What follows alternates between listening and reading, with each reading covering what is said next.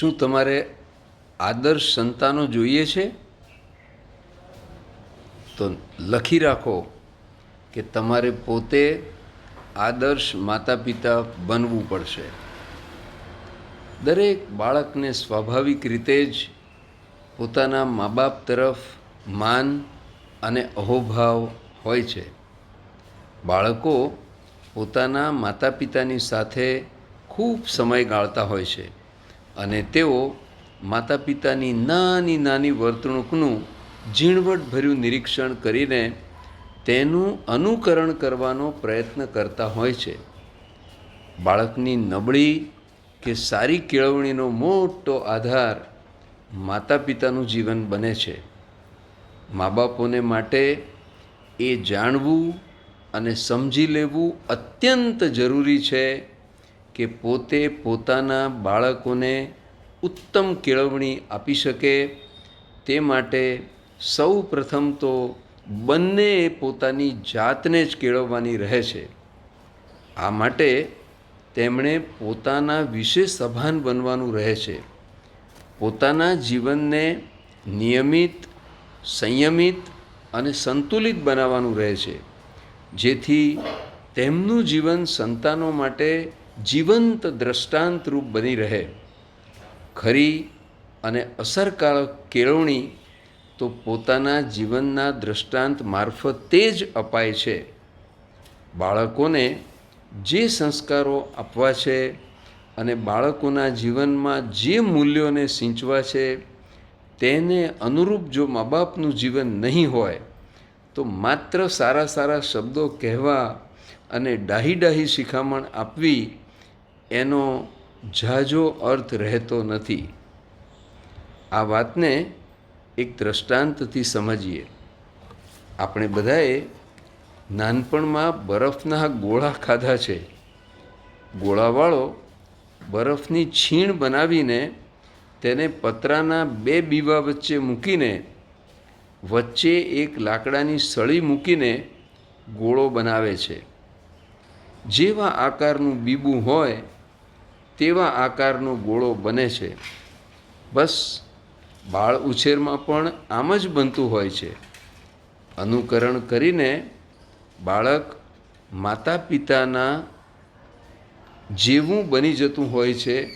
એટલે કે માતા પિતા બીબાના સ્થાને છે અને સંતાન ગોળાના સ્થાને છે. ખૂબ ગુસ્સો કરતા પિતા સંતાનોને પણ ગુસ્સો કરતા શીખવી જ દે છે.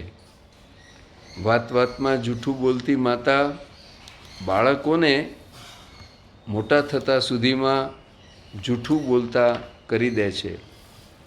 પરસ્પર ઝઘડો કરતા માતા પિતા બાળકોને ઝઘડાળું બનાવી મૂકે છે. ઘરમાં આખા ગામની નિંદા કુથલી કરવાની ટેવવાળા માતા પિતા સંતાનોમાં પણ બીજાની નિંદા અને પંચાત કરવાની કુટેવને રોપે છે. વાતે વાતે વાંધો પાડતી, રડી પડતી અને રિસાઈ જવાની ટેવવાળી માતા સંતાનોમાં પણ જાણે અજાણે આ જ પ્રકારના કુસંસ્કારો આપે છે. આ જ વસ્તુને હકારાત્મક દૃષ્ટિકોણથી સમજવા જાગૃત, સજાગ અને સભાન માતા પિતાનું દ્રષ્ટાંત પણ જોઈએ. શાંત અને સમજુ પિતાના સંતાનો સહજપણે શાંત પ્રકૃતિના અને સમજણયુક્ત બને છે. રમૂજી અને આનંદી સ્વભાવવાળી માતાના સંતાનો હસમુખા, રમૂજી અને મળતાવડા બને છે.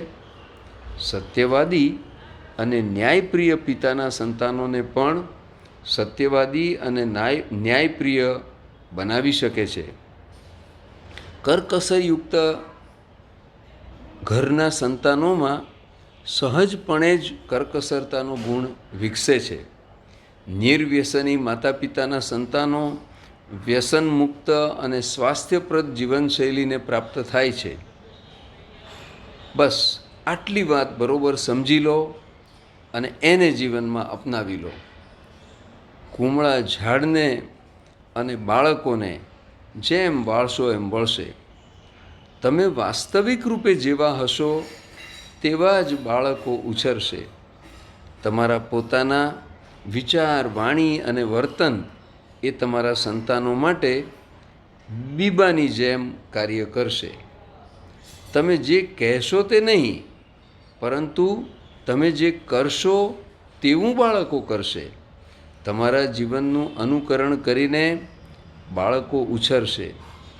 બાળ ઉછેરના આ પાયાના સિદ્ધાંતને જાણીને, સમજીને અને જીવનમાં વણી લઈને જે માતા પિતા પોતાના જીવનને આદર્શ બનાવે છે તેમના સંતાનો આદર્શ સંતાનો બને જ છે.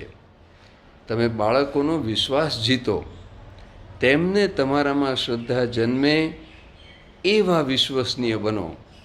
તમે બાળકોને ભરપૂર પ્રેમ આપો. બાળકોનું સાચું ઘડતર અને આદર્શ ઉછેર કરવાની આ ગુરુચાવી છે. એનો ભરપૂર ઉપયોગ કરીને તમે તમારા જ સંતાનોને માનવ રત્નો બનાવી શકો છો. તમારા ઘરમાં આવા 1, 2 કે વધુ માનવ રત્નો પાકે એવી શુભ મંગલ ભાવના સહ.